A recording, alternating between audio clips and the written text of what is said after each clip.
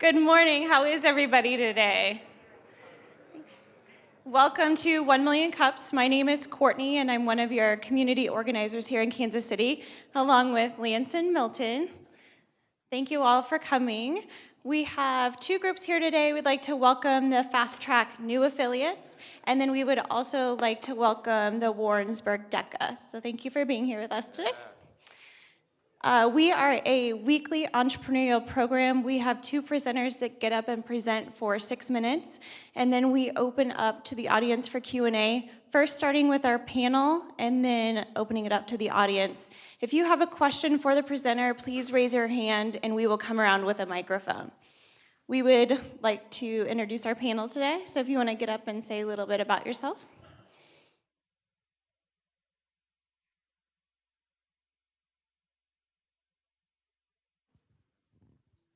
Can we hear now? Oh, good. I'm Mindy Hart, and I am the Associate Director for the Entrepreneurial Leadership Project at Mid-America Nazarene University, which is a Fast Track affiliate. And I'm also a serial entrepreneur specializing in marketing, advertising, public relations, and social media analysis. Hey guys, I'm George Brooks, one of the original organizers here at 1 Million Cups and also the founder and product lead at Crimalab. And we help entrepreneurs and businesses launch new products, both digital and web and mobile, and hopefully try to create new businesses. Thank you. We would like to get started today with our first presenter. I would like to welcome Dave Gill of Listen, and he's going to tell us a little bit about why we should all be listening to podcasts.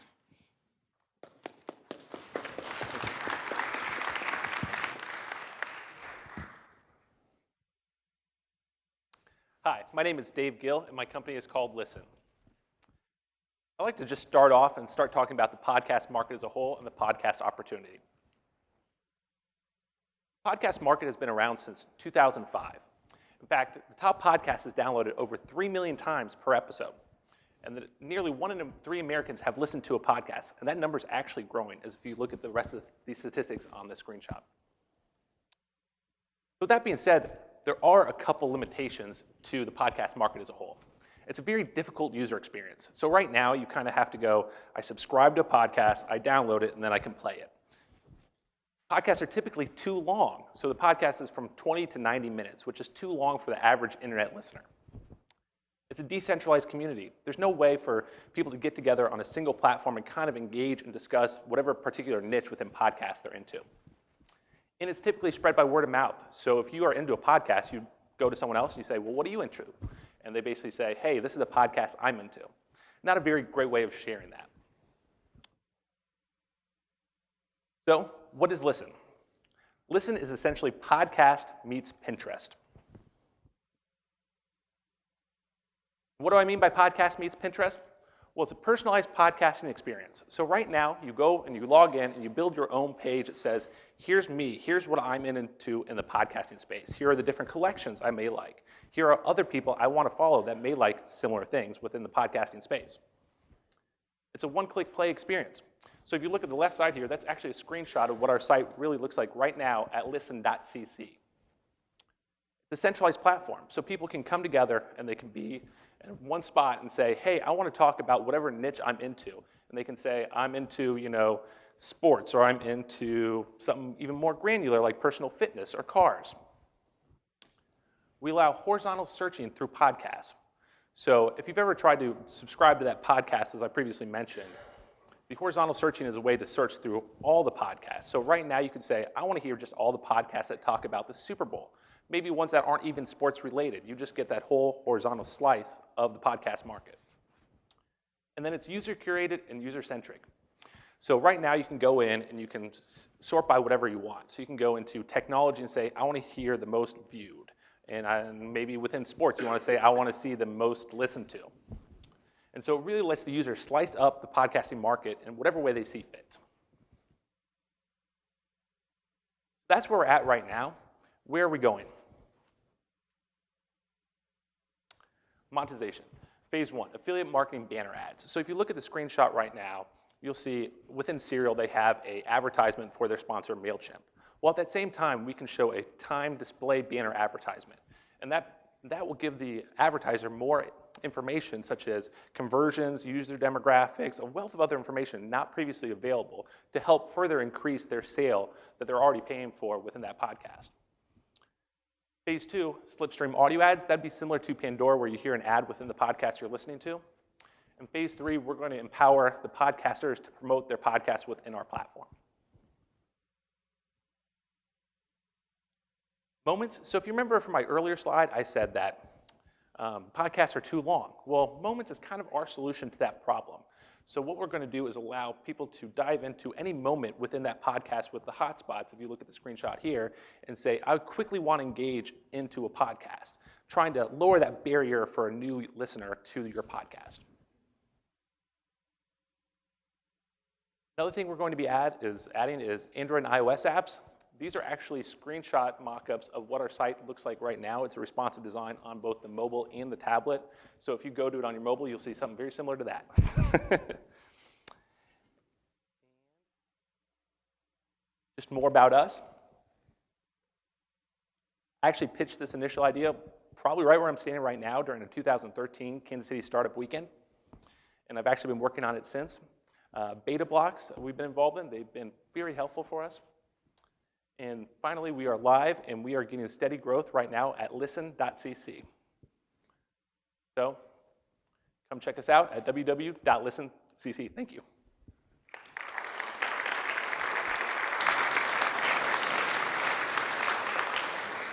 Cool. Thank you, Dave. We'll go ahead and start with our expert panel. If you guys have a question, go ahead. I was wondering if the advertisements that you're going to be able to slip in are going to be able to be geographically appropriate for the listener. Mm-hmm. Yeah, absolutely. That would fall into the demographics I was previously mentioning. So you could absolutely sort that user by where they are, and those are kind of that information you're not really going to get as an advertiser right now in the traditional podcast. So you can say, I got these users from where I'm from, Dayton, Ohio, and then you would say, okay, these all converted, but over here in Kansas City, we're not converting as much. So they can slice and dice that up, get a better view of what they're paying for. Great job. Good presentation. I think one of the questions I have, so you used the example of it being a Pinterest meets iTunes? Podcast, okay, same thing. Right? It's baked in there somehow. So the question I have is with Pinterest, it's about volume, right? It's about you basically consuming and sharing as much as physically possible. Mm-hmm. And I think you hit on this with the fact that podcasts are too long. So I subscribe personally to maybe 10 different podcasts. Yep. I kind of do my binge catching up every once in a while because they just take too long to do, and it's usually when I'm driving, and it's not convenient. Mm-hmm, mm-hmm. I think your clips or the moments are interesting ways to get into that, but my question is how do you deal with, you want to make it social, how do you deal with the volume piece? Because to keep it sticky, you want people to keep coming back in. Right. The sticky factor is definitely going to be a challenge, but I think we're going to be able to engage in that in a couple different ways. So on the mobile, when we have mobile and tablet, you have CPX opportunities or re-engagement opportunities after they download it, trying to bring them in. So basically what he's asking for is how do you keep them coming back? So re-engagement on mobile apps, emails coming, hey, there's a new episode of something you've already listened to. And then also probably some social built-in features where they can say, hey, bring your friend back, hey, they might listen to this. So to be clear with that, so I love the aggregation of podcasts. I think it's been done quite a bit. Actually, there's a lot of sites that have done this. So I would love to know kind of where you think your differentiator there. If you were able to create that social component, do you see this having kind of a centralized feed of here's all the friends I'm following, and yes, here's the podcast they're into, here's the clips they made, or the moments, that they made, and I would start to see a stream that it would kind of aggregate what's relevant to me? Am I hearing that right? Yeah, that's absolutely 100% what I was thinking. So you would have twofold. You'd have my own page that would say, here's me, what I'm into, and you kind of have the different podcast niches, and then you could also point other people at that, and you could also follow those people, so you could have those appear on your front page, which that's where I came up with the Pinterest style, is because it looked kind of like Pinterest with those pods of here's ones that your friends like. Going back to my short term in radio, it was really important to gather all of those analytics so that when we sold our advertising to the advertisers, they wanted to know what our reach was. Does this platform have the ability to backlink to their website and provide the podcast host or owner with the analytics of the people that are listening through Listen? Right, yeah, and I have actually tested that out through a popular component called Libsyn, and yes, it does report that back. I know you're going to open it up. Hold on just one second. Oh, sure. You just, how long have you actually been live? Since last fall. How many people are actually using it? We have about 100 right now, but we're trying to increase that stickiness. How are you increasing that? How are you actually getting people, you can build up a great product, but people don't know about it, nobody shows up. Great. That's a great question. So you start at the top of that marketing funnel when you say, we need that awareness and brand recognition to try and get people in. Because when people search, they don't really know that they're looking for this particular solution. Right. So that search is further down the funnel. So right now we're trying to build up our brand with social marketing and trying to partner with podcasters to promote them coming into our site. Okay, good. All right, we're going to go ahead and open it up to the audience. If you have a question, go ahead and raise your hand, and Milton or I will come by with a microphone. First question here in the middle. One of the features I have on a VCR is I can speed up the rate of replay. And at about 1.5 times, what it does is it takes out the quiet spots in the speech track. And so it gets out of sync with the video, but you can hear everything. Does your website offer the ability to speed stuff up by eliminating the little quiet sections in the course of speech so that you can hear stuff in a shorter time? Sure, that's actually a great question. So you can, right now, if you're on the desktop, you can manually jump around, but it's actually a very easy enhancement that we're going to add in the future to speed that up. It's typical with other podcast players to have listen at 2, 3, or 4 speeds. So we will be adding that. Got a question here in the back. Hi, as a podcaster myself, I really like the Moments idea. Any way you could add metadata, excuse me, I think that could be really powerful. But my question is, are you doing anything to help the podcasters monetize their content and help them make money with their podcast? That's a great question, and I didn't really dive into it as much as I wanted to there, but when I was talking about the affiliate marketing banner ads, the idea there would be partnering with the podcasters so they can increase the value of their podcast by saying, we know exactly what user demographic we have. So yes. Another question here in the back. So Dave, I looked online. Well, I first looked on my smartphone for your app, and it's not there. Somebody else has that name for Android, and so you're just online on the web? Yes, right now, and that's why I had it under the future slide. So if I go back, I'm going to cheat here. These are why it's under the future slide. We're going to be adding these. So it's just a responsive website right now. I want to increase the stickiness, as the judges were talking about, and get that perfect niche, just because once a user downloads the app, if you don't hit that just right, they typically delete your app and they never come back. So I don't want to mess that part up. I want to get the niche just right, and then we're going to be adding the apps.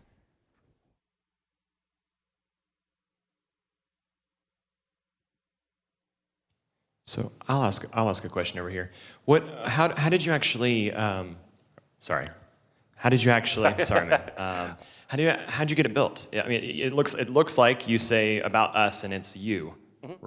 Is it just you working on this? Yeah, it's just me. I'm actually a developer as well. So it's built as a fully responsive website. We're using Parse as the back end for our data hosting, and I have AWS servers that are going to go through all the podcasts, use some natural language processing, and come up with all the information we use.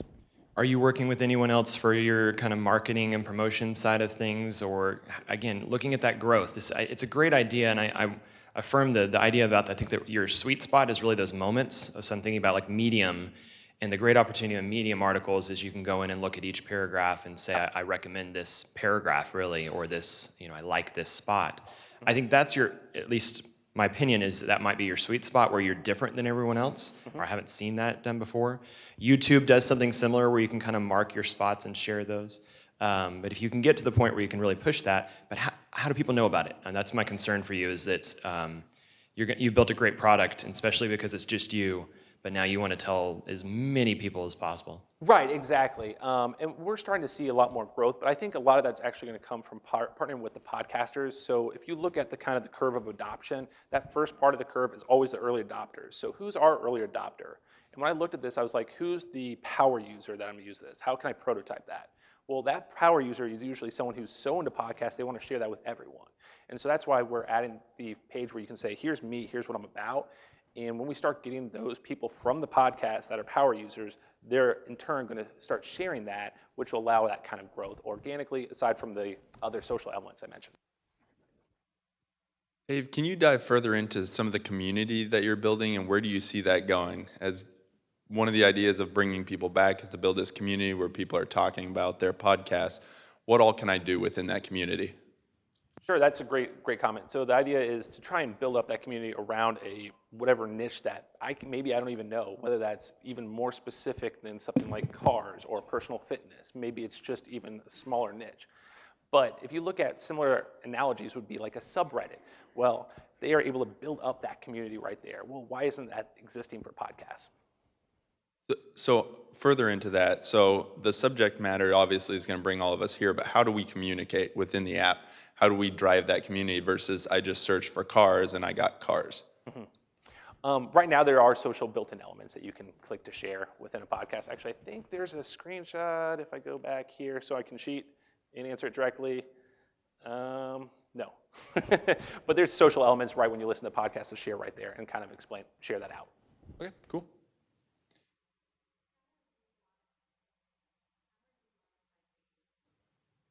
The site right now?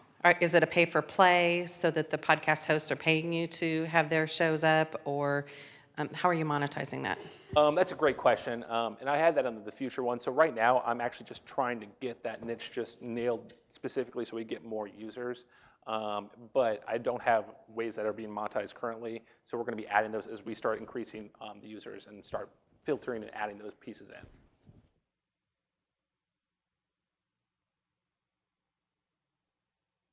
Oh, we've got a question in the back there, Milton.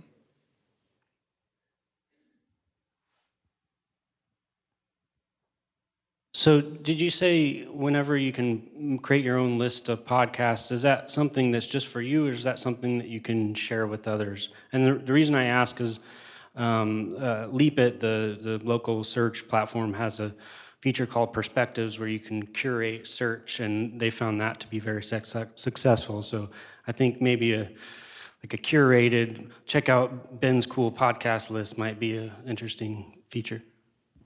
Well, thank you. Yeah, I'll have to sync up with you afterwards because that's exactly what my vision is for that part. And so, yeah, I see it exactly working as you see. So I have one other question. So I feel like podcasts have changed a little bit. I mean, podcasts have been around forever. I guess I'm curious, out of show of hands, how many here actually consistently listen to podcasts? Okay, more than actually I thought. So, and that was what I wanted to get is, have you done much customer validation with, talking to people both that create podcasts? How many podcasters are you talking to? And then how many people have you kind of validated this with, kind of from a marketplace perspective?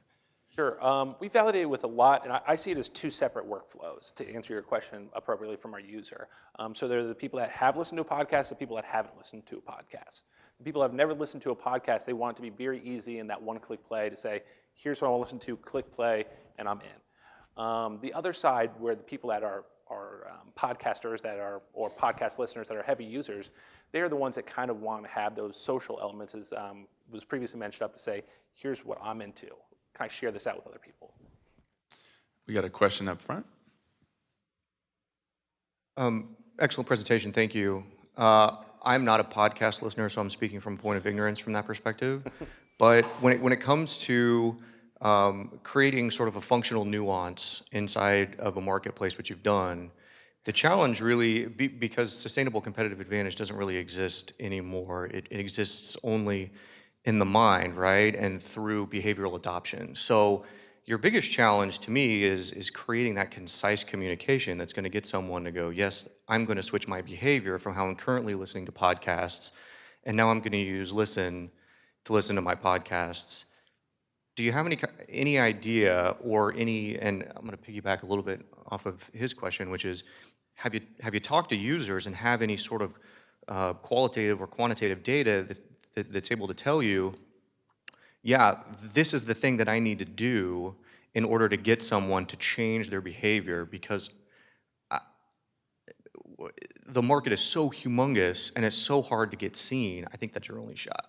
Great, no, that's a great question. And I also see it a little bit as, I think that we're doing something that's going to be a little bit different in the style of allowing you to build your own collections and your own style page there. So it's slightly different than the other podcast opportunities out there. So I see we could probably coincide with some of these other ones, similar to how Snapchat lives with Instagram. Like, they're just used differently, is what I was saying. So some of these other products out there, I feel like we're going to have very different use cases. But as for your specific question of how am I talking to people, I think that a lot of that is actually that power user that I'm trying to prototype to say, here's the people I've talked with, here's really what they're looking for. And actually, what happened initially is one guy reached out to me and was like, I love your site. How do I build my own page? And I go, that's not really what we're doing, and I'm kind of confused. And so that's where I came up with that based on that feedback. Dave, another question for you. What's the process of getting the podcast onto your site, and how do you compete with players in the game who've been around and have a huge portfolio and catalog of podcasts already? Sure, that's a great question. So we have backend servers that go through it and read the whole RSS feeds, and we use a lot of natural language processing to put that in a proper database to allow those searches. So that's a little bit of a competitive advantage that if anyone wanted to add that, it'd be very tough because those RSS feeds are kind of just snapshots in time for a lot of them, so they won't be able to get back data that existed maybe 5 months ago when we started. But with that being said, we basically have AWS servers that are crawling through and adding that on a nightly basis. Do you have signed agreements with the podcasts that you currently have up so that they have an awareness that you've aggregated their show and are distributing it? We don't have a lot of that. I see it as more of a podcast player right now. We're just trying to have that out there so they can kind of check it out and engage in it. But I've tried to reach out to a lot of them, and we're going to be continuing to do that. And as part of that, of course, as back to my previous question, providing the analytics of the people that you have listening and the total listener hours and how many are staying through those commercials that you're inserting, is that part of the overall plan to be of service to the people that because you're essentially co-oping their content? Exactly, and I'm actually already saving all that. I'm exactly what you're talking about, trying to save as much data as you can, what they've listened to, what their history, when they trail off, where they logged, their IP address for geo-targeting. So those things are definitely going to be extra ammunition for us.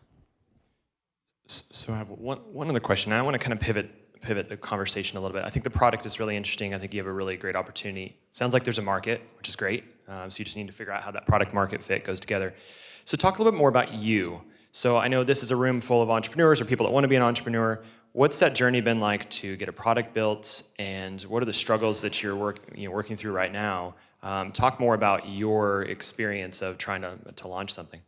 Sure, no, that's a great question, and it's probably very relevant to everyone here. So my experience trying to launch this has been, I'm fortunate enough that I'm a developer, but I have to basically wear lots of different hats. So basically, when I'm trying to build this, I try to take it a very stepwise approach, saying, okay, let's take it from an idea to a design, to an implementation, to something that we can build out there, and then try and get more and more users and refine that in a lean process way.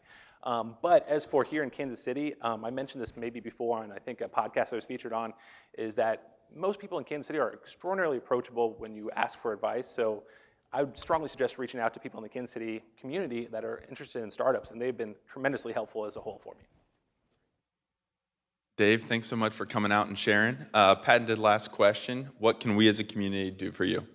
As a community, just come check us out at listen.cc and share it if you like it. Awesome. Thank you.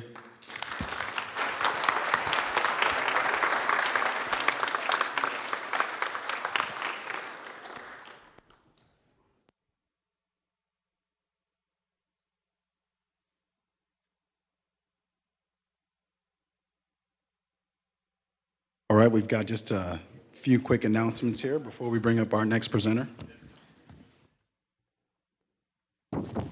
If you look at your announcement sheets, if you happen to grab one coming in the back, there's a few things. The Kansas City Women in Technology is coming up Wednesday, January 21st. We'll just touch on these very quickly. Code for America Hack Night is coming up Monday, January 26th at 6 p.m., 6 to 8 at the Sprint Accelerator.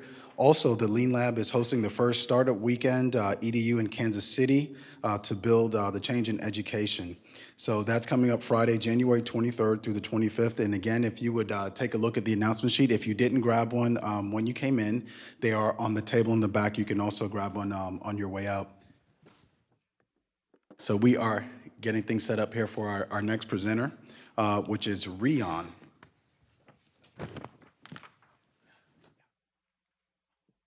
I think Amanda actually has an announcement first. Hi, I'm Amanda Sneeders with the Kauffman Foundation on the entrepreneurship team. I just wanted to let you guys know that today on Founder School, Kauffman Founder School is our free online education platform. We're releasing a new series on startup boards with thought leader and angel investor Brad Feld. So this series is kind of any questions you might have about whether your startup needs a board, when you should start thinking about creating a board of directors, the difference between an advisory board and a board of directors, and kind of how to get the most out of your board. All things can be answered in this series. So if we can take a quick look at it for you guys. I'm a partner at a venture capital firm in Boulder, Colorado called Foundry Group.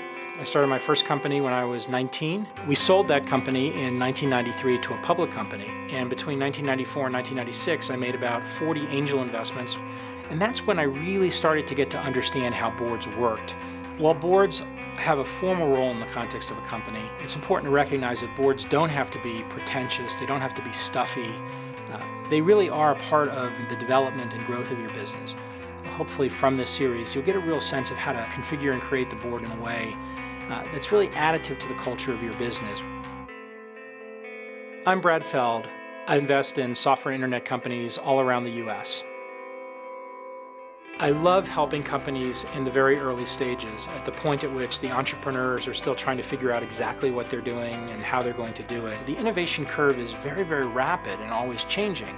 I find those challenges to be continuously fascinating. This series on startup boards is going to talk to you about why you would create a board, how you create a board, what a board does, how to deal with challenges and conflicts that come up in the context of the board, and overall, how to build and develop a powerful board that can help you and your company grow and thrive.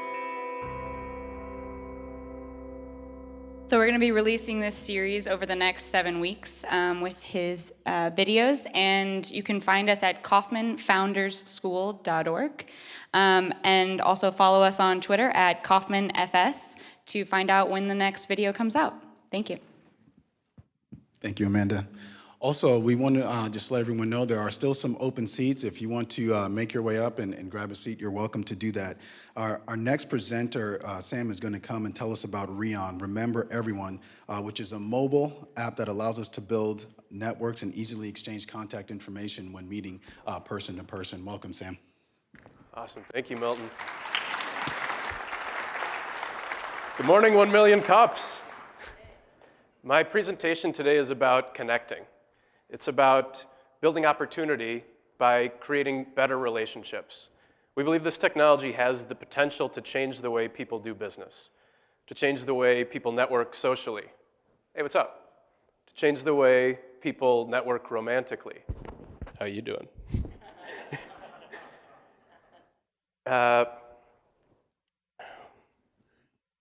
Have you ever met someone and handed them your cell phone and said, hey, can you type in your contact information for me? Or taken somebody's business card and then it switches, you have to type in their contact information later. I'm happy to say that there's a better way and to talk about it today.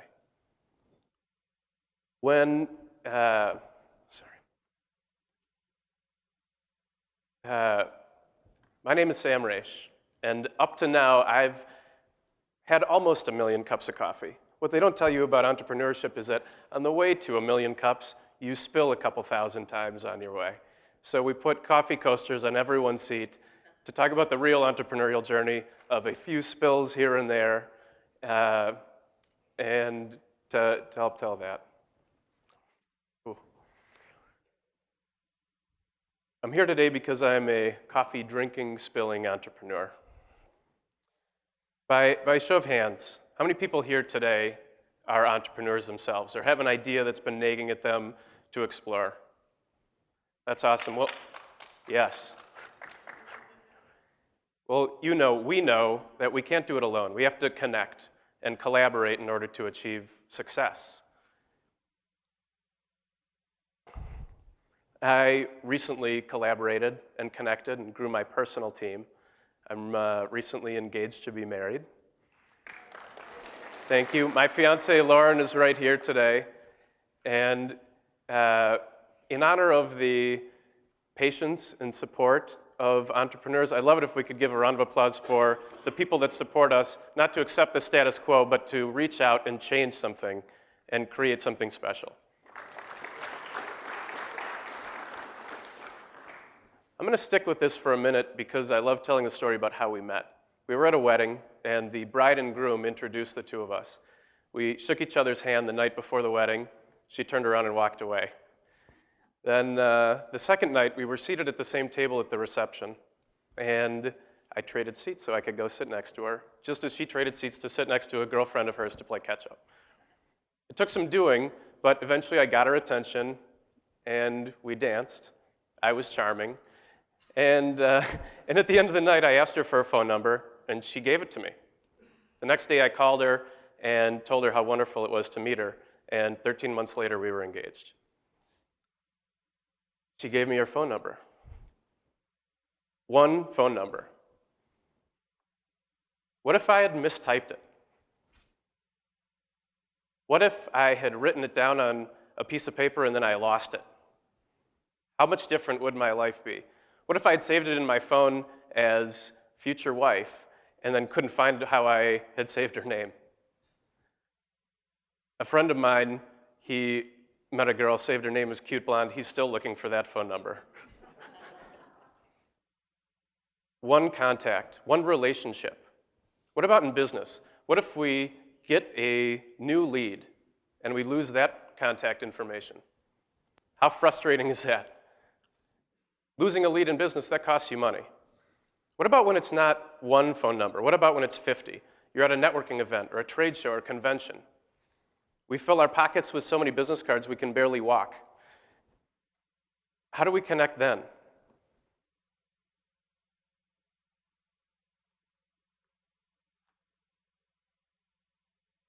What we really want is to meet the right people. We want to meet the right people and get accurate information now. Remember Everyone is the company that does this.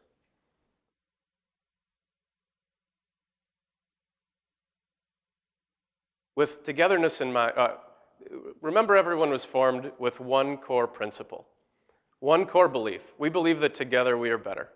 And with that togetherness in mind, we built a patent-pending mobile app called Rion Remember Everyone.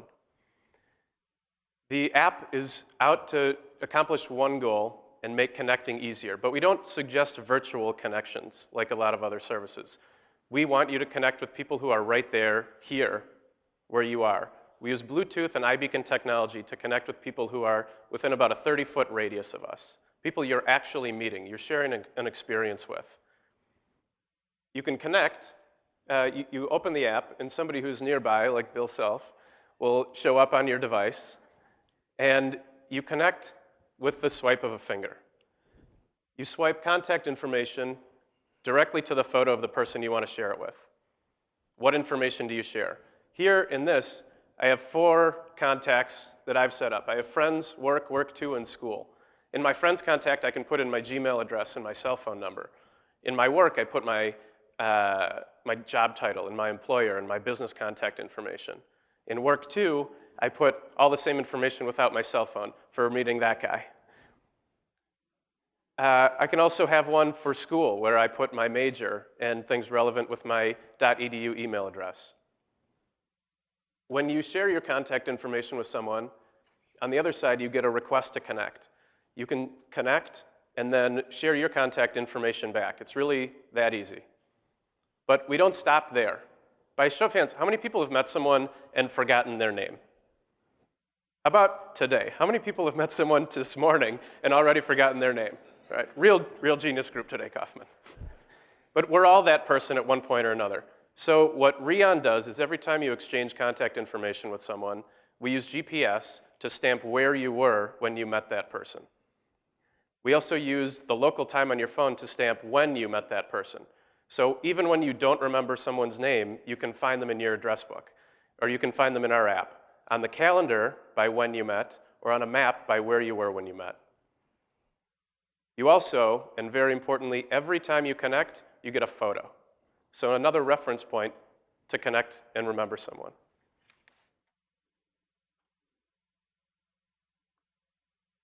Now, the calendar is very straightforward. You see the date that you met someone, you touch the date, and you can see who you met. The map, this is something altogether different. We take all the contacts from your address book, we plot them on the map, so you can see where your network is. We also take your contacts from social media, and we plot those on the map. Your contacts from LinkedIn, from Facebook, from Twitter. So now, when you're in St. Louis next time, who do you really know there? When you're in Florida on vacation, you want to connect with friends. What friends are there? When you're in Boston on business and you have a 2-hour window to fill, who is in your network that you can connect with? Who's in there? Who did you meet last time you were in Boston? You can see 606 contacts in the Kansas City area, and they're all right there. Remember, everyone believes that together we are better, and Rion is the app that we're using to show that to the world. Please connect, start creating better communities, use Rion. Thank you very much.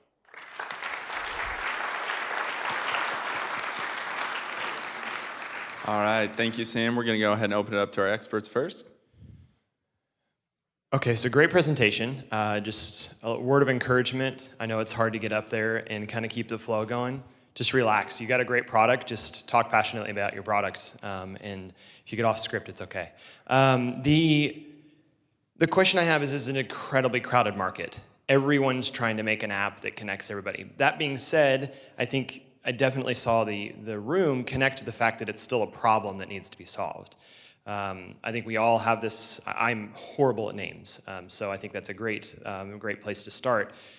I guess what I'm trying to understand is how this is different from the others. I feel like it's the same. It's like Bump. Bump used to be the thing you did. It was weird. It was awkward, but it was the app that did something similar. Evernote has a product called Hello that does this actually really well, and it saves it back to multiple places, and it puts it in my contacts. It does location GPS as well. What's different about this in your eyes? Yeah, absolutely. One of the differentiators is how we do it. So it's about speed of the service. So Evernote Hello, there is, as he said, a crowded market, but how fast is their service and how ubiquitous can it be? Can they connect across one platform and another? What we do uniquely is use iBeacon technology coupled with data in order to be faster than anybody else. We also are saving all the contact information to your local address book. So we're not trying to keep it all in one location. We share it. So as soon as you connect on our app, it's in your local address book as well. I'm sorry, there was... How you're different than... Yeah, okay. Putting it all together is another thing that changes. The user experience is really where we're a differentiator. With one swipe, you can exchange contact information. With one look at the map, you can see who of your network is right there. And with looking at the calendar, you can connect. It's really about bringing it all together into one central area as opposed to using different tools to get the same effect. So tell us a little bit about your marketing strategy, how you're going to get the awareness out there, how you're going to reach your target audience user. Absolutely. So as we were building this, we explored some different markets. We knew that we had a fun idea, but who wanted to use it? And as we were exploring some test markets, we went at the university space, and we got in touch with some university administrators, specifically orientation directors. So the job of an orientation director is to create programming to take a group of thousands of strangers, freshmen, and create a sense of community. The interesting thing was, as we researched it further, the number one indicator of academic success is how socially connected is the student. It's double an indicator of how smart they are added to how effective their study skills are. So as we were looking into that, we found this great advocate in a national organization called NODA, the National Orientation Directors Association, and they advise about 852 universities across the US on how to connect. So they're very excited about our free mobile app to be able to help address that issue. We also, and this is going back to my background is military. I did 7 years in the US Army and 3 combat tours. When I got out and it was time to connect and network for job opportunities, we don't have business cards in the military. So how did I connect? What was my way to connect? And we found out that there are a lot of groups that don't have the utility of a business card, and a lot of people that want to network with a different identity than what their business card may be or what a business card would be printed up. So on the fly, you can create how you would like to connect, and it's a business card for everyone.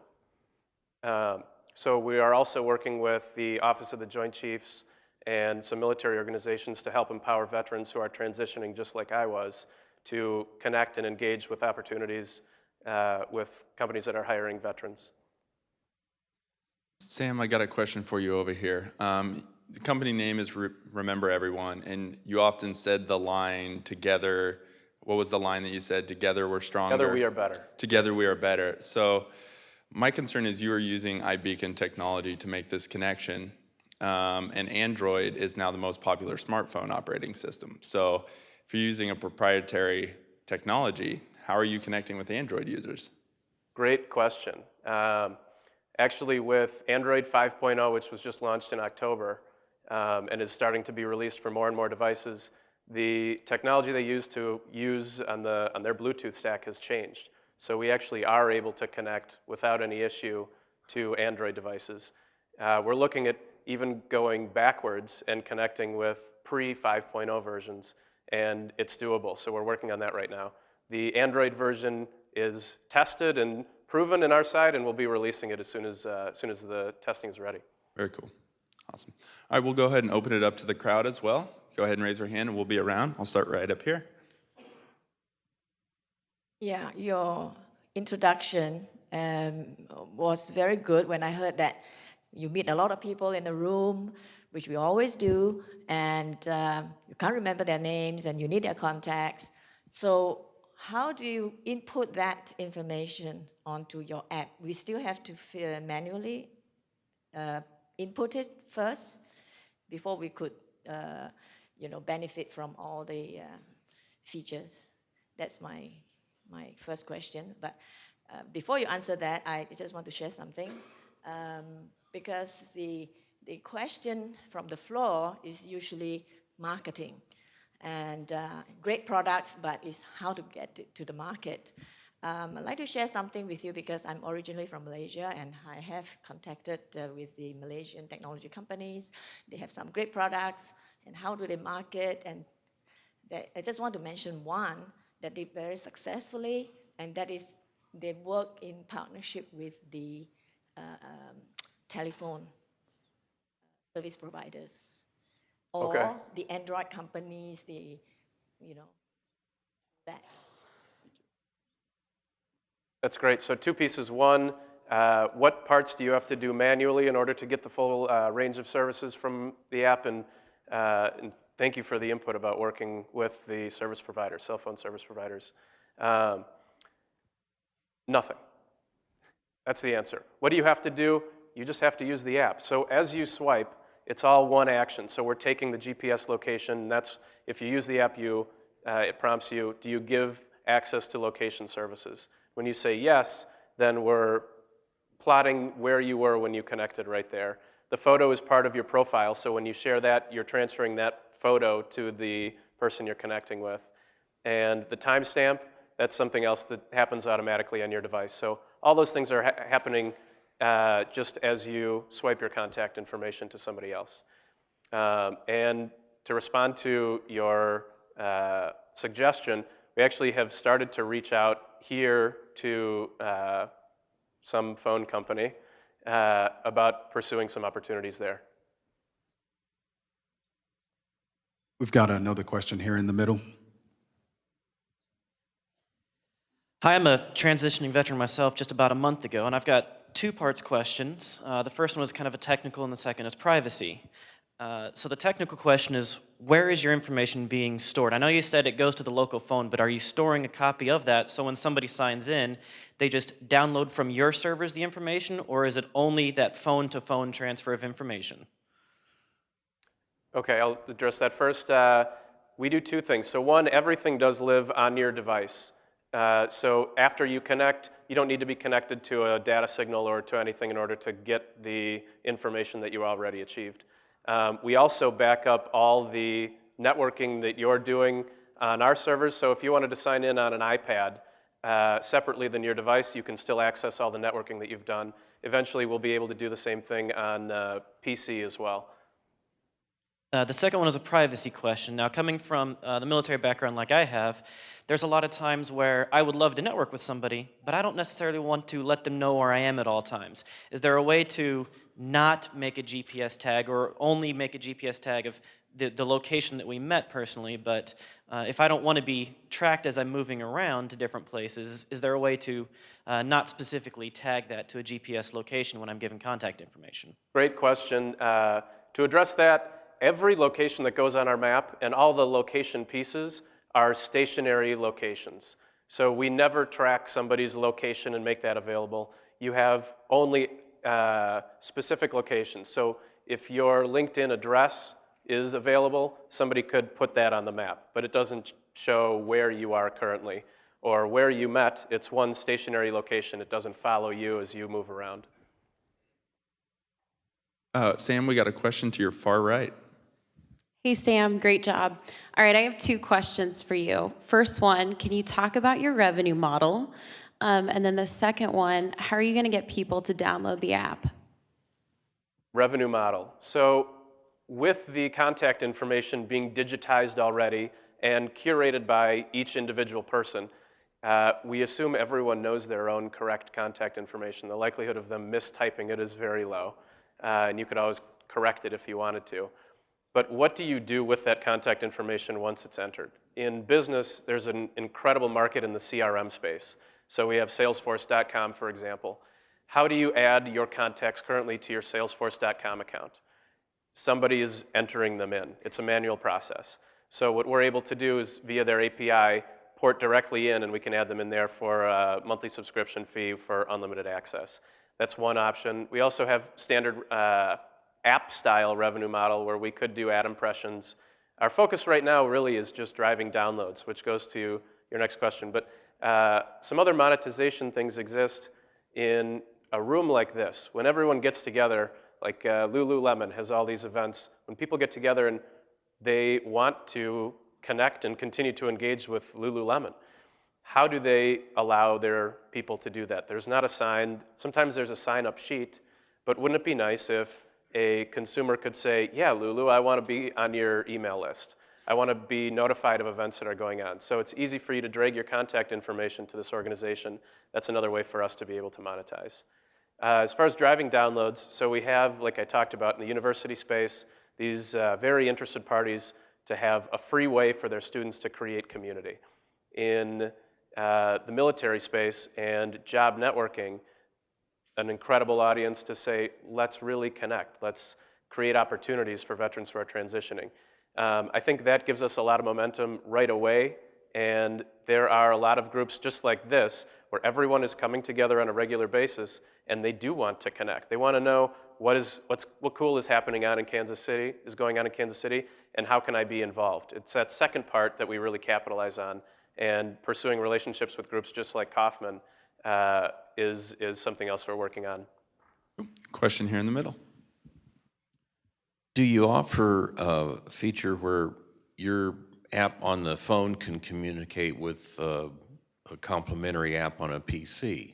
So one could download contact information to the PC, say before you take a phone in for servicing, where data has been known to disappear?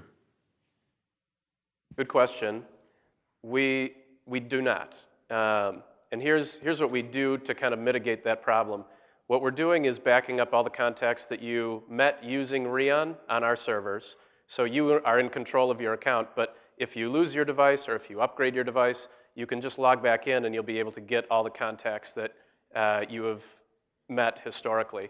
But that doesn't do anything for the contacts that are on your device prior to that or ones that you added via another service. So in that regard, we're really just focused on saying hello better than anybody else, not backing up your contacts. So I recommend for that, for now, using iCloud or Gmail contacts in order to back your contacts up with your native platform. Got another question here. Sam, great presentation. 2 questions. The first builds off the question over on this side about driving downloads.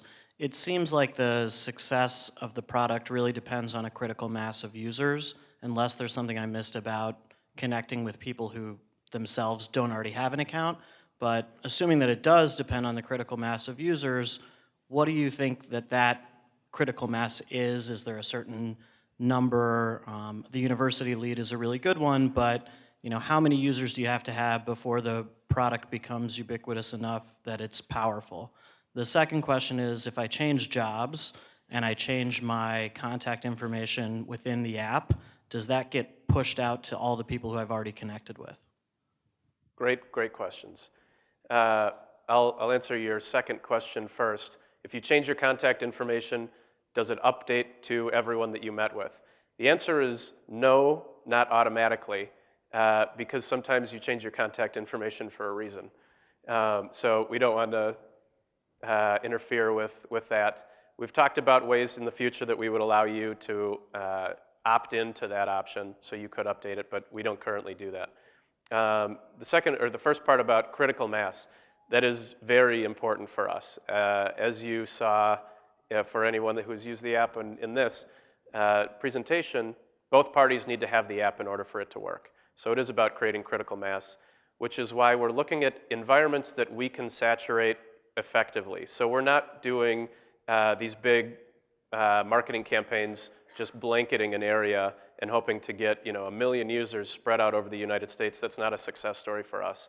What we'd rather have is a defined geographic area, and this is why schools work so well for us. These students are going to be there for 4 years with a very interested party wanting them to be successful. And based on the statistics showing the correlation between connectedness and success, the universities, student life departments, the orientation departments will constantly be reinforcing that message on our behalf. It's not to say that competition couldn't come in, but we're really going to drive hard to create that. So we have the presence for 4 years within a defined area, and we think that that's a much better strategy for us. Another question here up front. So your personal stories were great, and I definitely would keep them in your pitch. They help you connect with the audience. But can you tell us what your Eureka moment was, when it was, how long have you been working on this? What is your team like? What are your supporters like? Yeah, actually it's a pretty powerful story for me. It goes back to the military. When we're doing our work, and in this specific example, I was in Iraq, and my job was to connect with people, believe it or not. I went out, we know what the perspective was from the US side, but my job was to go out and find out what's the perspective from the local nationals. What are their needs? So when we would go out and explore whether or not we should build a school or take that same kind of money and build a water treatment facility, we needed to engage the locals, and it was always a challenge. But also, I got to work with a lot of amazing units, and there were quite a few times where I wanted to connect and I didn't have the opportunity. There wasn't a handy notepad and paper where I could write down somebody's phone number and they would actually be there to answer it. And it stuck with me. There were a couple opportunities to connect with people I'd really like to still be in touch with that were missed opportunities. That stuck with me, and as I transitioned out of the military and got involved in tech, I thought maybe there's a way to take our mobile devices and help solve that problem. Now, about our team, this is a great story and why I'm here in Kansas City now. So we started in a bunker in Iraq. We then went to Minneapolis, where we started the idea and started exploring it, but we're in Kansas City now, and we came here to work with a great company called Digital Lagoon. They do an incredible amount of stuff that you can see here today. They did our print products, all the labels, but they have had relationships in the Kansas City area for a long time, and they are very heavy in the tech space as well. So we have development staff because of our partnership with them. We have design staff, and we have an incredible relationship with local communities or local companies because of their experience here.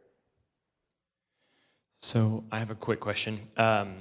First off, the branding, fantastic. So I'm more on the product side, so that's more what I'm thinking about when I'm looking at the pitches or the presentations. So I think the product looks beautiful. The UI is really nice. It looks like you had a countdown timer on your website, I think as of last night, or no, that was maybe a different presentation, but the website getting to the app is a little hard. I would say make sure that, because people coming in through mobile, if they want to find your app and get to the App Store, make sure you give them a way to get to the App Store, because right now your mobile website doesn't do that well, at least I couldn't find a way to do it. And then the other thing is, I have a question about how long it's been out, because there is a lot of things that aren't working on the app right now. And you probably know that. You know that it's an iterative process, and I get that working through building a product is a matter of saying, you know what, it's broken right now, it's okay, we're just working on it, we're keeping rolling. So how long has it been out? How are you working to kind of keep moving that forward? Being on the iOS store is hard because you have to wait to release any new updates, and there's that approval process. So talk a little bit about where you're at in that process, because there are some things, I think, transparently, I tried to share my contact with some people that were showing up on it, and it didn't work. It just didn't share. So talk to me about where you're at in that kind of development process and building the product, because I know you're in that process now. Sure, absolutely. Well, we became available yesterday. That's fair, that's fair. So this is very fresh. There are bugs in there that we know about, but it should be performing the desired function. So I'd love to talk to you afterwards about what the issues are that you're seeing. But the core piece works. There are some other pieces that need to be iterated on. And like you said, the Apple screening process takes some time. So actually in the next probably couple days, you'll see a new update come out with significantly different functionality and feel. It actually addresses a lot of those issues. Thanks, Apple. Yeah. All right, Sam, before we let you go, I want to ask the final question, and that is, how as a community can we continue to support you? As a growing company, we have a lot of needs. Right now, we have a great concept, we have a great team, and we've identified people that we want to include as we continue to grow and build our audience. So part of that process of growing is funding. We're looking to do raise some capital here in the very short future. And we're looking to get feedback and engage audiences and hear success stories. I want people to connect with each other and then hear about how they were able to take that relationship and do something that maybe they wouldn't have been able to connect in another way. But those are our focuses for right now. Please use the app, explore it, give us feedback, and if you are a venture capitalist or involved in angel capital, we'd love to talk to you. Cool. Sam, thank you very much. Thank you.